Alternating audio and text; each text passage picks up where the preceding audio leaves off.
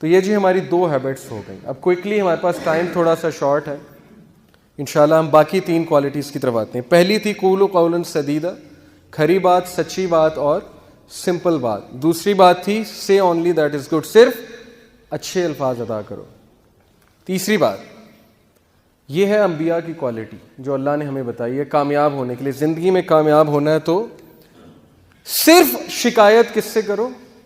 اللہ سے. complaining only to اللہ. کیوں؟ حضرت یعقوب علیہ السلام کے بارے میں کیا کہتے ہیں اللہ؟ He said, اس نے کہا I only complain of my grief and sorrow to Allah. میں اپنا گریف, اپنا غم صرف کس سے شیئر کرتا ہوں؟ اللہ سے. ڈھنڈورا نہیں پیٹا انہوں نے باہر جا کے, رشتہ داروں کے پاس بیٹھ کے جو ہے اپنا غم نہیں سنایا جا کے. لوگوں کو غم سنانے سے ہوتا کیا ہے؟ مجھے صرف یہ سمجھ نہیں آتی کہ لوگ کو ہم غم سنائیں گے, ان میں سے کوئی چسکے لے گا ہمارا غم سن کے, مزے لے گا, اور کچھ جو ہے وہ مدد کرنے کی کوشش کریں گے لیکن ان کے بس میں وہ کام ہی نہیں ہوگا. ہاں, اس کا یہ مطلب نہیں کہ بالکل ہی نہیں بتانا چاہیے. جو اچھے لوگ ہیں, جو سنسیئر ہیں ہمارے ساتھ, ان سے شیئر کرنا چاہیے. لیکن سکسیسفل لوگ جو ہیں وہ کوشش کرتے ہیں کہ اپنے سارے غم اللہ سے شیئر کریں, کیونکہ انہیں پتہ ہے کہ میرا غم یا میری مشکل کون ہٹا سکتا ہے؟ صرف اللہ ہی ہٹا سکتے ہیں. انہی کے ہاتھ میں. دل کون بدلتے ہیں؟ اللہ. ہم لوگوں کے پاس جاتے ہیں, جی اس کا دل بدل دو, یہ کر دو, وہ کر دو. دل بدلنے والے تو اللہ. اللہ کے ہاتھ میں چابیاں ساری. کسی کا دل پھیرنا, اللہ کہتے ہیں, نبی صلی اللہ علیہ وسلم نے کہا کہ اللہ کے دل جو ہے اللہ کی انگلیوں کے بیچ میں, انسان کا جو دل ہے اللہ تعالیٰ اسے پھیر دیا کرتے ہیں. تو اللہ سے کہنا چاہیے نا دل پھیرنے کا. اب فائدہ کیا اللہ سے غم شیئر کرنے کا؟ فائدہ یہ ہے جی کہ ایک تو آپ کا مسئلہ حل ہو جائے گا, دوسرا یہ کہ اگر مسئلہ حل نہیں ہوتا تو اللہ آپ کو ایسی قوت دے دیں گے کہ آپ اس مشکل سے مقابلہ کر سکیں. انسانوں سے غم شیئر کرنے کے نقصانات کیا ہیں؟ کل کو وہ آپ کو تانا دیں گے, یا کل کو آپ کو کہیں گے یہ دیکھو ہر وقت جو ہے غم لائے پھرتا ہے میرے پاس. جبکہ اللہ ایک ایسے بادشاہ ہیں, آپ بادشاہ کے پاس جائیں نا, کسی دنیاوی بادشاہ کے پاس, اور اسے کہیں جی میں نے آپ سے بات شیئر کرنی, کہے گا اچھا چلو کرو.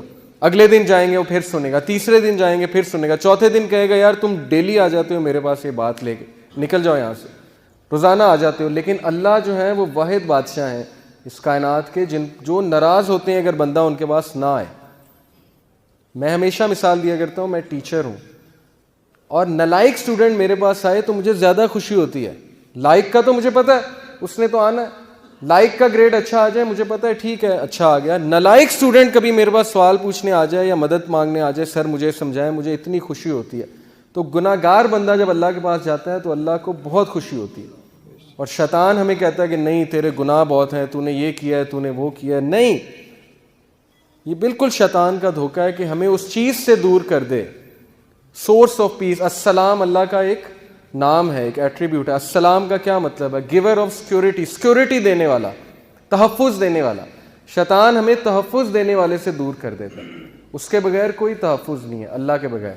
تو اللہ سے بات کرنا. موسیٰ علیہ السلام کی گفتگو آپ سنیے قرآن میں, سورہ طہ میں ہے کہ موسیٰ علیہ السلام سے اللہ نے پوچھا موسیٰ تمہارے ہاتھ میں کیا ہے؟ چھڑی تھی نا, عصا تھا ان کے ہاتھ میں. تو موسیٰ علیہ السلام نے کیا جواب دیا؟ بڑا ایکسائٹڈ ہو گئے موسیٰ علیہ السلام. آپ سوچیں کہ آپ سے جو ہے وہ بہت بڑی کوئی سیلیبریٹی یا پرائم منسٹر بات کرنے آ جائے, آپ کتنا خوش ہوں گے. اسی طرح موسیٰ بڑے خوش تھے کہ رب العالمین, کائنات کا رب جو ہر چیز کو کنٹرول کر رہا, مجھ سے بات کر رہا ہے. اللہ نے پوچھا موسیٰ, بڑے پیار سے پوچھا موسیٰ تمہارے ہاتھ میں کیا ہے؟ موسیٰ نے کہا اللہ میرے ہاتھ میں میرا عصا ہے, اس سے میں بکریاں چراتا ہوں, اس سے میں جھاڑیوں کو پیچھے کرتا ہوں, اس پہ میں ریسٹ کرتا ہوں, اور اس سے میں اور بھی بڑے کام کرتا ہوں. اب مفسرین کہتے ہیں کہ یہ بات بتانے کی کیا ضرورت ہے؟ اللہ سبحانہ تعالیٰ نے ہمیں بات بتائی کہ موسیٰ سے اللہ نے یہ پوچھا, انہوں نے کہا میں اس سے یہ بھی کرتا ہوں, یہ بھی کرتا ہوں, اور بھی بڑے کام کرتا ہوں. اب قرآن میں تاریخی وہ جملے ہیں جن کا بہت بہت میننگ فل جملے ہیں قرآن میں, جن کا کوئی مقصد ہے. اس کا مقصد کیا ہے؟ مفسرین میں سے کچھ مفسرین یہ کہتے ہیں کہ اس کا مقصد یہ, اللہ یہ بتانا چاہتے ہیں انسان کو اس کنورسیشن کے تھرو کہ اللہ کے لیے انسان کی کوئی بھی بات غیر اہم نہیں, کوئی بھی بات.